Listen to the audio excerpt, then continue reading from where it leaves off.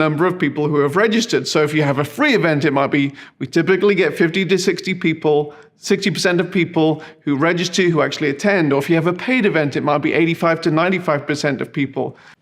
Also, the same dynamics of giving attendees a nudge to register with tools like giving a price break for early bird purchases, maybe a coupon code or an opportunity to be part of an exclusive component of the event, like a VIP group. They're seemingly mundane, but they can be surprisingly effective.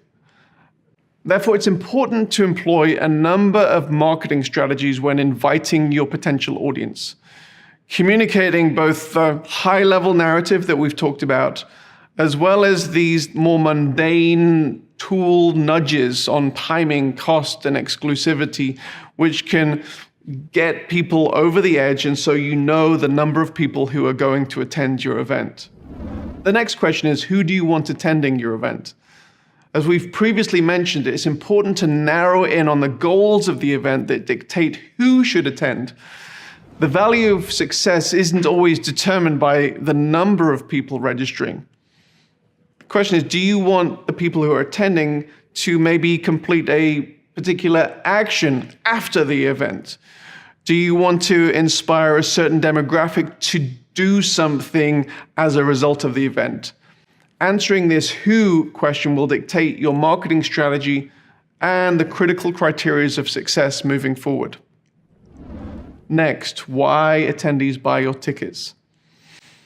Knowing that it is typical for a person to buy a ticket due to several factors, which we've mentioned, it's important that you are aware of the channels it will take to communicate those reasons to a particular audience so that they can hear your message and then register.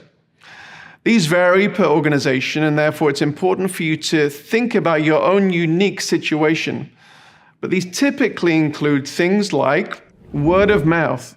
Personal recommendations in any industry, in any vertical, is typically the best way for people to join up. But we can combine with our other things, exclusive invitations, incentivizing a certain group to sign up. Maybe it's an influencer recommendation. It's not just a friend, but it's somebody who the particular demographic really recognizes and admires, who recommends people sign up is always helpful, and typically one of your best forms of marketing.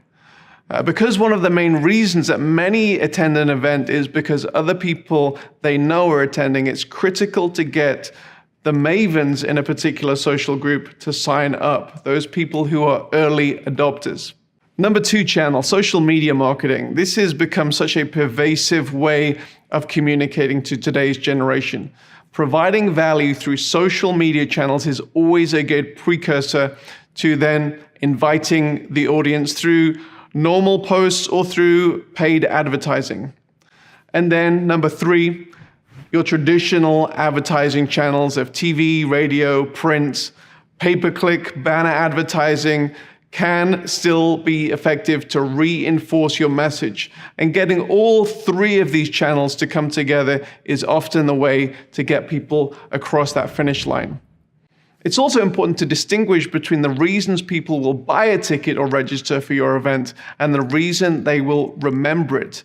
Your brand values and the reason they feel connected to your tribe, which will result in word-of-mouth recommendations and repeat visits.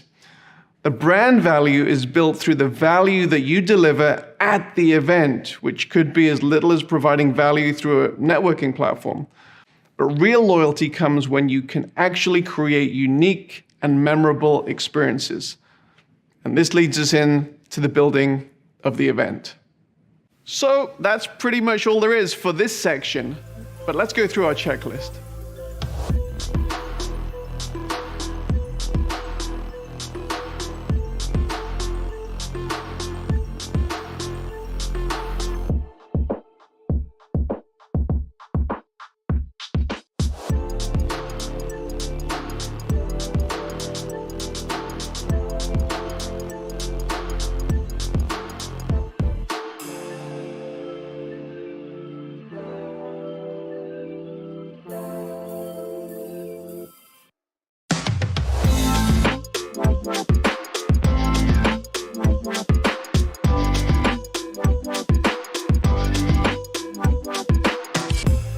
So we've thought about the why of your event. We've thought about who your main audience is and how you will communicate to them about attending.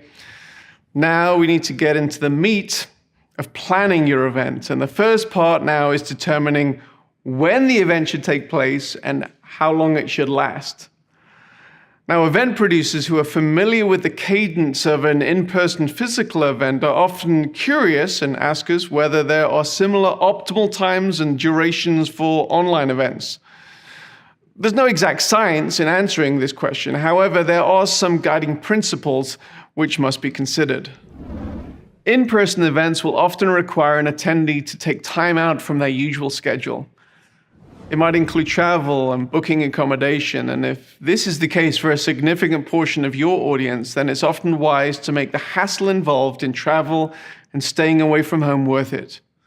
You, as the event producer, must be concerned with the creation of space in the event, time for networking and meeting, as well as determining the potential for curated moments in plenary sessions which unite the messaging and can mobilize your entire audience.